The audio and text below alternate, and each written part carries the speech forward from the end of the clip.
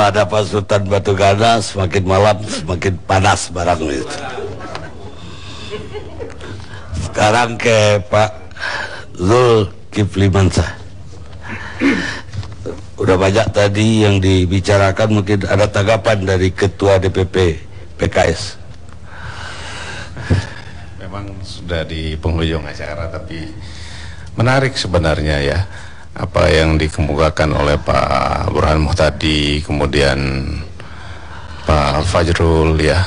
Tapi kami di PKS tetap melihat ada cahaya di ujung terowongan gitu. Pertama begini, dulu ketika komunitas ini yang kebetulan bermetamorfosis jadi partai politik yang namanya Partai Keadilan, kemudian jadi Partai Keadilan Sejahtera, itu dimaknai sebagai learning community, komunitas yang senantiasa belajar kemudian berubah. Nah, ada tools yang kami pakai dulu di internal PKS itu yang namanya scenario planning. Jadi skenario. Jadi dari untuk mengidentifikasikan plausible futures itu dari skenario yang paling indah sampai skenario ketika kita ditimpa musibah gitu.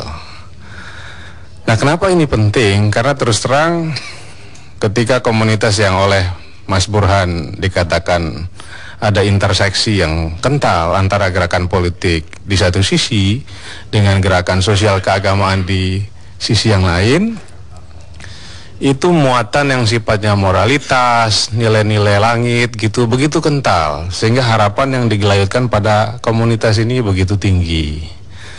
Tetapi kami juga menyadari seperti dikemukakan oleh Mas Burhan bahwa itu menempatkan posisi PKS itu between rock and hard place juga, nggak mudah.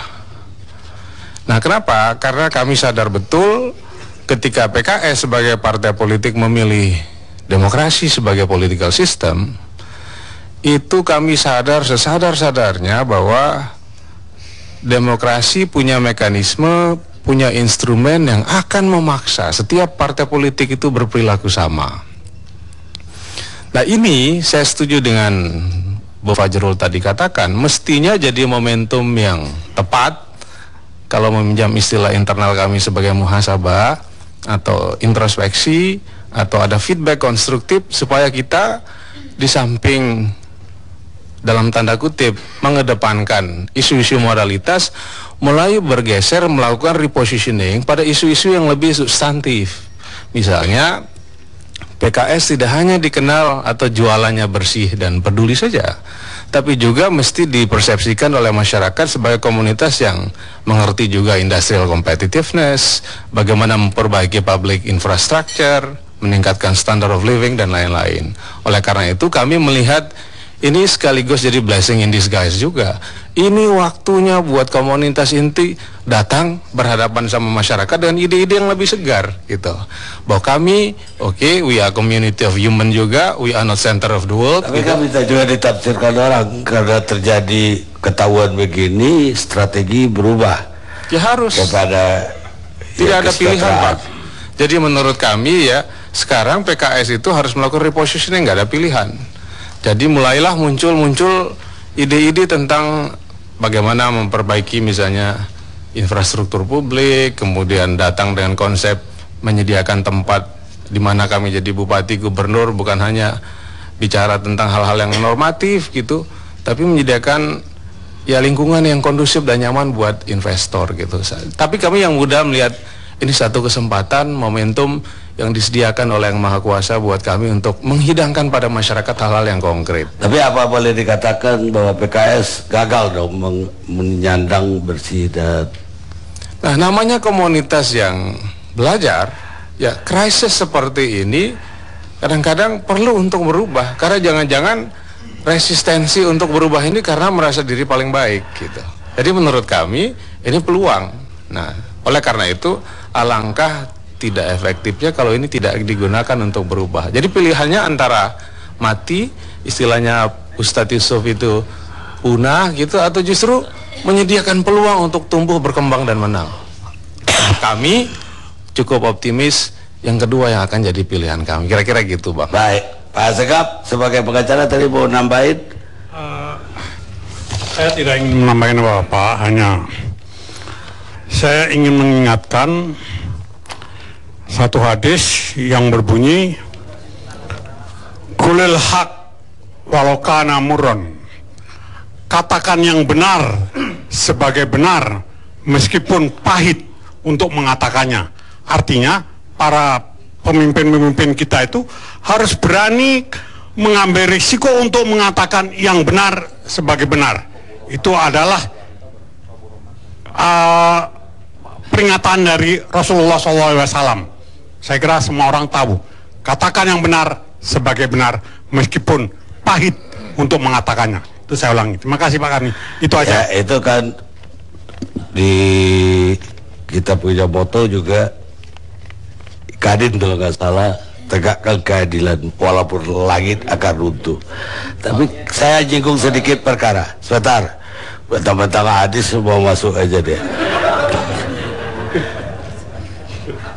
Tuduhan ini kan seakan-akan menerima hadiah atau gratifikasi. Apakah dalam undang-undang korupsi itu bukan yang bisa menerima gratifikasi? Itu orang yang berwenang terhadap masalah itu, jabatan. Kalau nggak salah pasal 2 ayat pasal 12. Apa tanggapan pengacara tentang ini? Ya. Ustaz Mufti kan tidak berwenang. Ya, surat dakwaannya kita belum tahu ya, tapi pasal-pasalnya sebagaimana Anda sebutkan tadi, itu tidak sekedar memberikan sesuatu, tapi memberikan janji, memberikan peluang, itu sudah masuk dalam definisi tidak tapi untuk korupsi. Orang yang punya wewenang. Tentu orang yang punya wewenang. Ya. Oh, tidak orang lain yang punya pengaruh. Orang yang swasta tidak punya. Asegaf kan punya pengaruh, misalnya kan juga bisa nelpon Menteri Pertanian sebagai teman. Ya, kalau teman saya kan boleh. Kan? Kalau Menteri Pertaniannya kemudian tergerak oleh telepon saya dan dia kemudian memberikan sesuatu yang melanggar ketentuan, dialah pejabat yang kena. Dia yang bertanggung jawab, ya, bukan tentu. Ustadz Luftinya dalam hal itu. Atau Ustadz Asegafnya misalnya, bukan begitu kan? Kok agak Anda udah kutip hadis agak malu-malu saya bilang Ustaz. Saya hanya mengutip hadis mengatakan katakanlah yang benar sebagai benar meskipun ada risiko untuk mengatakannya. Ya. Ada yang menarik lagi. Kalau benar yang dari KPK apanya itu bukan skenario ya, yang diungkapkan lah bahwa Suswono Menteri menelpon bahwa udah boleh mengambil uang itu atau udah bisa diambil. Artinya yang dekat dengan si Elisa ini bukannya bukannya Ustadz Lutfi, tapi Suswono. KPK belum mengatakan apa-apa. Yang mengatakan itu adalah media ya. KPK belum melakukan pemeriksaan terhadap Pak Lutfi sama sekali. Jadi yang Anda sebut tadi itu adalah opini yang berkembang atau yang dikembangkan oleh media. Mungkin, ya, tapi sumbernya kan dari sana. Ya, tentu mereka punya sumber ya, punya sumber. Tapi kalau Anda cross check dengan saya akan menjawab saya tidak tahu, belum pernah diperiksa. Pak Abu Bakar. Pak, tadi interupsi sedikit aja kaitannya nih. Mau saya sampaikan begini Pak, apa yang disampaikan oleh Pak Asegaf tadi, idealnya memang katakanlah benar walau pahit. Kalau itu kita lakukan Pak, saya kira hampir semua ini kita bakal kena ini, dan pengacara mungkin nggak ada kerjaan lagi karena semuanya udah kena ini semua itu. Tapi dalam politik itu Pak, bukan itu yang dipakai orang sekarang. Berkatalah dengan benar, tetapi semua yang benar tuh tidak harus kau katakan. Itu aja Pak, sedikit Pak. Itu bedanya. Ketua Bapak ketua juga diundang nih Pak Anies, presiden baru. Oh iya. Kemana beliau? Iya, jadi sejak hari pertama begitu setelah pidato, statement yang kemarin sudah dia ungkapkan, hanya 1 hari, besok sudah kita konsolidasi menyeluruh. Semua kembali ke daerah, memberikan penjelasan kepada kader-kader kita dan memberikan semangat.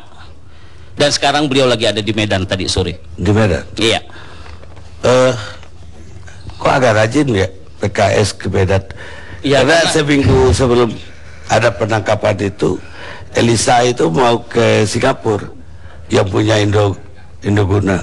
Karena kemarin, tapi dia batalkan karena mau ketemu petinggi-petinggi PKS di Medan. Kemarin kita lagi sedang ada acara di acara Sumatera dari Lampung sampai Aceh. Kalau tadi memang setelah Jawa Barat kita langsung ke Sumatera Utara. Konsolidasi lah ya. Konsolidasi. Saya juga ke Banjarmasin begitu juga. Baik. Pak Zul di Banten begitu juga.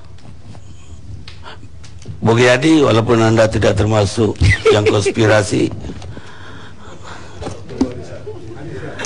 Bismillahirrahmanirrahim. Assalamualaikum warahmatullahi wabarakatuh. Yang pertama, saya kira kejahatan korupsi ini sudah begitu mengerikan. Oleh karena itu dia masuk dalam kategori extraordinary crime. Pemberantasannya pun dengan ekstra. Kita dukung KPK, P3 memberikan dukungan penuh kepada KPK. Bentuk konkret dukungan P3 atau KPK itu dalam waktu dekat ini kita membuat fakta integritas anti korupsi. Fakta integritas anti korupsi. Yang kedua, kita membuat juga MOU dalam kata musuh bangsa yang juga yang lebih berat itu adalah rakyat itu udah bosan dengan fakta-fakta begitu karena korupsi jalan terus. Pak, kita harus memulai. Adapun rakyat bosan tadi apa yang dikemukakan Pak Zrur betul. Dengan ini kita harus memulai. Kapan kita memulai? Kalau tidak, paling tidak P3 ingin memasuk dari kasus ini adalah melakukan konsolidasi. Konsolidasi itu adalah membuat fakta integritas. Ini menjadi penting. Yang kedua, kita dukung KPK ini tidak berhenti di sini. Masih banyak kasus-kasus lain yang kita harus dukung. Kalau memang kita serius juga, KPK serius juga untuk memberantas korupsi, bukan kepura-puraan. Saya yakin KPK tidak dalam konteks kepura-puraan. Kalau proses ditangkap tadi biarkanlah nanti Pak Asegab. Saya kira apa yang ditawarkan oleh kawan kita Pak Abraham Samad tadi, kalau memang ada proses penangkapan ini keliru, ada mekanismenya, yaitu pra-peradilan. Nanti di pra-peradilan itulah yang, nah itu silakan aja nanti. Tapi dukungan kita kepada KPK itu penting. Nah, karena dukungan kita kepada KPK itu penting, sekarang ini kita juga menagih kepada KPK kasus-kasus yang masih ngatung. Kita minta kasus Senturi ini segera dituntaskan juga. Kasus Hambalang kok stop. Kasus SEA Games belum juga. Saya ingat betul persis pada waktu tertangkapnya Enji, Abu Sromo Kodas mengatakan ini pintu masuk untuk membongkar kasus SEA Games itu. Tapi sampai sekarang masih. Kasus PON, ya kan? Kasus KLBI, BLBI, dan kasus nyanyian Nazarudin belum juga terungkap. Begitu banyak seperti itu. Itu yang pertama. Yang kedua, ada hal yang lebih penting. Saya kira Burhanuddin Mutadi tadi sudah mengurai cukup bagus sekali menurut saya. Memang beliau memang pengamat politik. Sekarang ini tidak ada genuine Bang Gani dalam berpolitik ini. Iya kan? Artificial, pencitraan. Karena pencitraan maka butuh media untuk melakukan pencitraan itu sendiri. Itulah yang disebut dengan iklan. Belanja iklan ini luar biasa. Parlemen, partai tidak serius mengurusin ini.